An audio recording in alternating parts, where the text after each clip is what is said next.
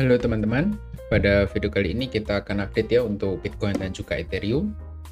Kita akan coba cek secara daily dan juga potensial untuk weekly closingnya seperti apa. Jadi kita akan coba cek sama-sama ya, karena kita sudah mendekati dari closing untuk weekly time frame juga pada 2 hari mendatang ya, kurang lebih. Jadi nanti kita akan coba intip-intip juga.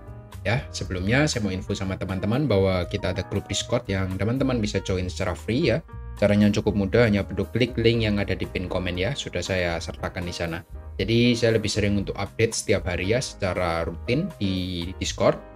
Jadi Anda bisa mendapatkan info yang lebih update ya, jauh lebih cepat untuk potensial atau roadmap pergerakan Bitcoin, untuk Ethereum, dan juga biasanya altcoin akan saya update juga di sana. Jadi pastikan teman-teman join dan teman-teman juga bisa diskusi ya tentunya dengan saya langsung, ada forum chat juga di sana. Jadi bisa dimanfaatkan untuk grupnya. Jadi seperti itu aja, kita akan coba cek ya langsung dari pergerakan untuk Bitcoin ya. Untuk Bitcoin kita akan coba cek secara weekly dulu ya. Untuk weekly time frame kita lihat setelah kita mendapatkan bullish engulfing di minggu lalu, kita langsung rally lagi naik ke atas ya. Sekarang sudah berada di area 68.000 ya. Meskipun kita memang melihat ada rejection ya ketika dia mencoba untuk meretest kembali area all time high-nya, ada rejection kembali di area 71-72.000, tapi itu hal yang cukup lumrah menurut saya, memang karena kita harus mendapati pullback dulu ya. Kita melihat di daily time frame ini ada pullback sementara yang cukup proper menurut saya ya. Ketika dia impulsif satu hari naik ke atas, ini turunnya korektif ya, disertai dengan akumulasi tapi ya. Kenapa kok saya bisa bilang akumulasi? Kita lihat ini per video ini dibuat ya dari tanggal 21 Mei sampai 24 Mei kemarin, kita lihat ini akumulasinya lumayan besar ya. Dan bahkan tidak ada distribusi ya, kita lihat total netnya itu sekitar 300, 250, 550, sekitar 800 juta dolar ya. Akumulasi dari tanggal 21 sampai 24. Ya, ada akumulasi 800 juta dolar, tapi harga itu turunnya korektif ke bawah. Jadi proses penurunannya itu disertai akumulasi dan most likely ini hanya pullback sementara ya. Saya bisa kategorikan hanya pullback dengan maksimal di 65.000. Kenapa 65.000? Di sini ada area flipping ya yang teman-teman bisa coba lihat. Ini ada support, ada resist, dan ini harusnya bisa menjadi support barunya seperti itu. Jadi kita bisa perhatikan area 65.000 maksimal itu bisa menjadi area target koreksi dari Bitcoin. Dan apabila kita melihat dia tidak koreksi sampai ke sana ya, karena memang kita lihat di 2 hari ke belakang ini dia sudah rejection dari area low yang ada di candlestick penguatan dari tanggal 20, ada rejection 2 hari. Jadi saya bisa asumsikan juga untuk minggu ini mungkin kita akan sideways dulu ya di range area ini. Range area 66 sampai 69.000 kita akan sideways di sana. Untuk minggu depan ketika market open lagi ya, untuk ETF bisa kembali bertransaksi lagi, kita mungkin akan mendapati dia bisa breakout dari area sana, bahkan dia bisa retest lagi ke all time high-nya di 73.000. Kalau 73.000 di breakout, maka kita tidak ada area high lagi ya yang bisa menahan harga. Jadi sky is no limit, mungkin kita akan retest menuju area psikologis di 80.000 untuk nextnya. Seperti itu. Jadi pergerakan Bitcoin ya so far so good ya, proses pullback-nya juga cukup proper. Kita hanya melihat dia pullback ke bawah. Harusnya sih nanti bisa membawa harga itu minggu depan kembali rally lagi naik ke atas seperti itu. Jadi itu aja yang ingin coba saya sampaikan untuk Bitcoin. Lalu kita akan coba update untuk Ethereum-nya ya. Setelah ETF spot di approve ya, kita melihat memang ETF ini masih belum bertransaksi ya, karena kalau kita coba ETF ETH itu masih nol ya, masih belum ada transaksi. Dan kalau kita berkaca pada historical Bitcoin yang ketika di approve ya, di hari pertama ketika ada ETF berjalan ya, itu biasanya akan terjadi manipulasi dulu ya. Mungkin dia akan pullback dulu dengan cukup tajam ya, atau drop dengan cukup tajam. Setelah itu dia akan langsung kembali naik ya. Kenapa kok dia harus drop? Karena memang dia harus ambil liquidity di bawah dulu ya. Memang karena ketika ETF di approve, akan banyak spekulator-spekulator yang membuat harga itu naik dengan cukup tinggi ya. Jadi para institusi itu belum sempat untuk membeli karena ETF-nya belum berjalan. Jadi dia harus menurunkan harganya dulu, baru nanti akan dinaikkan kembali gitu. Jadi memang skenario permainan pasar itu memang terjadinya seperti itu biasanya. Jadi jangan kaget ya. Kita juga lihat di history Bitcoin sebelumnya, memang market itu mengalami penurunan dulu. Setelah itu baru kita nanti melihat dia akan naik secara beruntun ya seperti ini. Ketika momen ETF itu selesai di-approve di Bitcoin, kita melihat proses kenaikannya cukup impulsif naik ke atas seperti itu. Jadi ya kita berharap ini juga marketnya juga bisa rally juga. Jadi jangan kaget kalau teman-teman nanti mendapati kalau Ethereum ketika hari pertama perdagangan market itu cenderung koreksi, jangan panik ya, memang karena itu sudah sewajarnya terjadi ya. Seperti itu. Kalau kita lihat di daily-nya sekarang ya, memang ETF belum berjalan ya, tapi market itu berusaha untuk mempertahankan area resist yang ada di atas di 3.700 ya.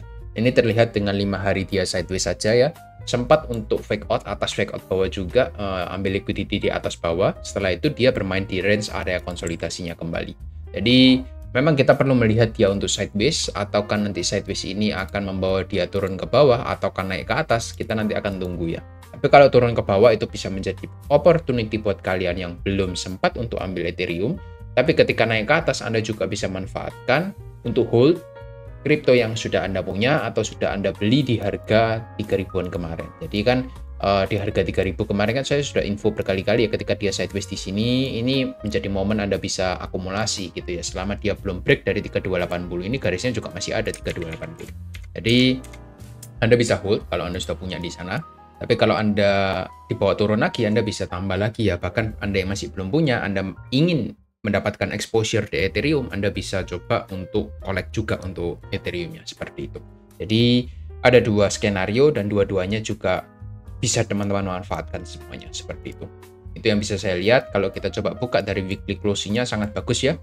Ini ada bullish engulfing di sini dan dia makan semua candlestick sideways ya selama berminggu-minggu ya. Kalau dia bearish close di atas 3.700, kita bukan makan dari sini aja, kita bahkan makan sampai yang ke sini ya, 1 2 3 4 5 6 7 8 9 minggu dimakan oleh satu penguatan dalam satu minggu. Jadi very bullish untuk Ethereum. Secara RSI-nya pun kita lihat untuk weekly-nya very bullish juga. So nggak ada alasan untuk Ethereum itu tidak untuk segera retest ke area all time high-nya di 4.700 4.600 seperti itu. Ketika all time high ini sudah di retest ya, di atas ini 4.645 sudah di retest dan berhasil untuk breakout, so kita akan cari untuk target area selanjutnya Ethereum itu bisa kemana gitu ya. Semoga informasi ini bisa membantu teman-teman ya untuk di Ethereum. Kita melihat untuk Bitcoin itu sudah mencapai all time high-nya, sedangkan Ethereum itu masih sideways dan konsolidasi saja. Ini cukup terlambat ya, karena kalau kita coba cek juga di Ethereum Bitcoin-nya, dia juga cenderung tertekan ya ketika Bitcoin itu mencapai all time high, cenderung tertekan dengan korektif ya penurunannya, lumayan korektif, tapi pelan-pelan dia juga turun ke bawah terus gitu ya, bukan mengalami penguatan tapi mengalami penurunan. Dan baru di minggu ini kita melihat untuk Ethereum itu berhasil mengoverlap dengan cukup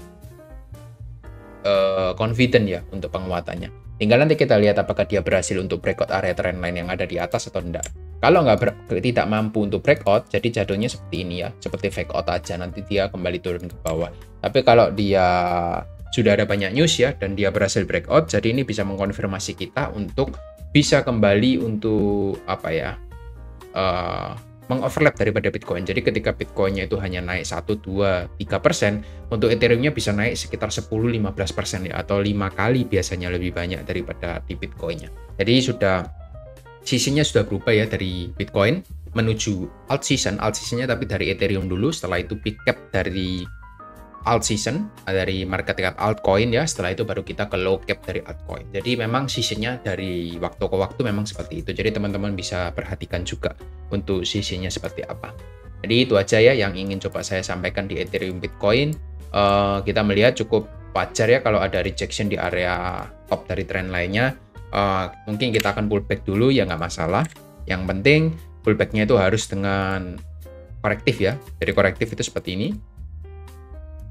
Setelah itu kita bisa lanjut untuk mengalami penguatan kembali. Jadi itu yang bisa saya sampaikan dari Bitcoin dan Ethereum.